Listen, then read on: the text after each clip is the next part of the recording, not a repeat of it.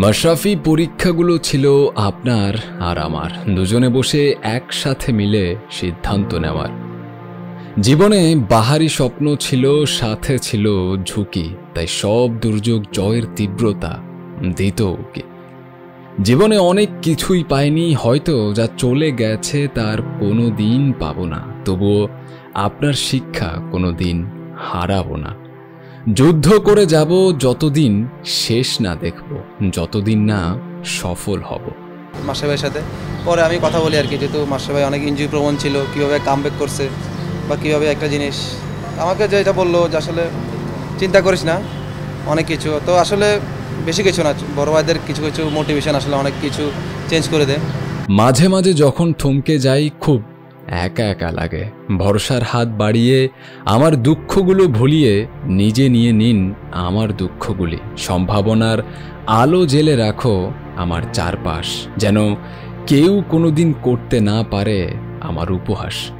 তোমার জন্য আজ আমি এখানে, তোমার সাহচর্যে জীবন সাজায়। তুমি আমার প্রেরণা, আমার আত্মবিশ্বাস, তুমি আমার ভরসা, আমার দীর্ঘশ্বাস। জানি একদিন আসবে স্বপ্নগুলো আকাশে ভাসবে, সুদূর পাতাল থেকে মহাকাশ আমাদের চিনবে, স্বপ্নগুলো সত্যিও হবে। ওয়ানডে ক্রিকেটে বাংলাদেশের বোলিং লাইন আপে একটা ভরসার নামে পরিণত হয়েছিলেন তিনি। ডেথ ওভারে যার হাতে নিশ্চিন্তে বল তুলে দিতে পারতেন অধিনায়ক। কন্টিনিউয়াসলি সাইফুদ্দিন বাংলাদেশের এক্সেপশনাল ডেথ বোলার। ইভেন আমি এক্ষেত্রে মুস্তাফিজের থেকে ওকে এগিয়ে রাখবো, কারণ ডেথ বোলিংয়ে যে ইয়র্কারগুলো বা ভেরিয়েশন প্রয়োজন হয়, মুস্তাফিজের ভেরিয়েশন আছে, বাট ইয়র্কার হয়তো বা সাইফুদ্দিন মোর অ্যাকুরেট। এছাড়া অবশেষে একজন পেস বোলিং অলরাউন্ডারের আক্ষেপও মিটল বলে মনে হচ্ছিল, তবে হঠাৎই একটা ইনজুরি যেন সব কিছু ওলট পালট করে দিল। মোহাম্মদ সাইফুদ্দিনও বুঝি হারিয়ে যাচ্ছেন, ভয় হচ্ছিল। মাশরাফি যে দলের হয়ে খেলেন, ইনজুরিতে সে দলের কেউ আত্মবিশ্বাস হারিয়ে ফেলবেন, তা কি মানা যায়? ইনজুরি নিয়ে সে সময় আক্ষেপের কথা বলেছিলেন মাশরাফি, এ সময় বলেছেন সাইফুদ্দিন।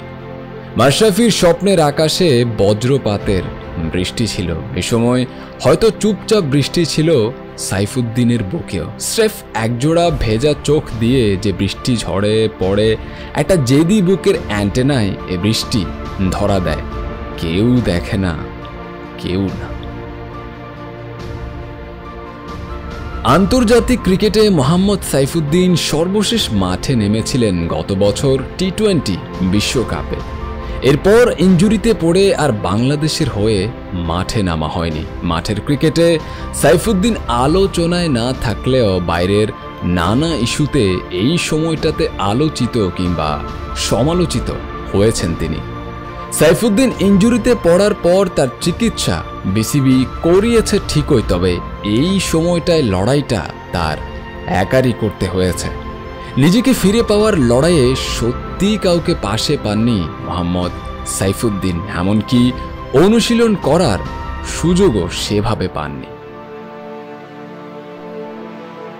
তবু ইনজুরি কাটিয়ে নিজের এলাকাতেই একাকী ক্রিকেটটা চালিয়েছেন, ধীরে ধীরে ম্যাচ খেলার জন্য প্রস্তুত করেছেন।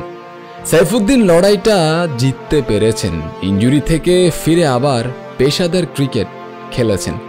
এবারে ঢাকা প্রিমিয়ার ডিভিশন ক্রিকেট লিগে আবাহনীর হয়ে মাঠেও নেমেছেন। অনুশীলনে ডাক পেয়েছেন। এবার ওয়েস্ট ইন্ডিজ সফরে যাচ্ছে বাংলাদেশ দল, খুব সম্ভবত এই সফর দিয়েই আবারও জাতীয় দলে ফিরবেন তিনি। স্বপ্নের ক্যানভাসটা মনে মনে এঁকে বিশ্বাস রেখে নিজেকে উজাড় করে দিলে কলি ফুটবেই, ইচ্ছে শক্তি আর পরিশ্রমের মিলিত ঘষা লেগে আগুন জ্বলবেই। যাদের কাছে 7 বার অস্ত্র পাচার করা পা, যেখানে হার জিতা বাঘের মতো ছুটে যায়, প্রতিপক্ষের স্ট্যাম্প মাটিতে ছুটে দেয়, সেই অতি মানব মাশরাফির ছায়াতলে থাকা শাবকেরা তুড়ি মেরে উড়িয়ে দেয় প্রতিটা ঘাত প্রতিঘাত। সময় প্রতিটা মানুষকে একটা জেদ উপহার দেয় অজস্র মুহূর্ত। কেউ জেদ করে অন্যের ভেতরে নিজেকে খুঁজে পেতে চায়, কেউ জেদ করে ঘর ভেঙে আকাশ হয়ে যায়। আগামীর বিজয়ীরা এভাবেই ফেরে, পিঠ চাপড়ে দিলে জেদি ঘোড়ার মতো ছুটে এরাও একদিন লাল সবুজ পতাকা পৌঁছে দেয় বিশ্বের বুকে।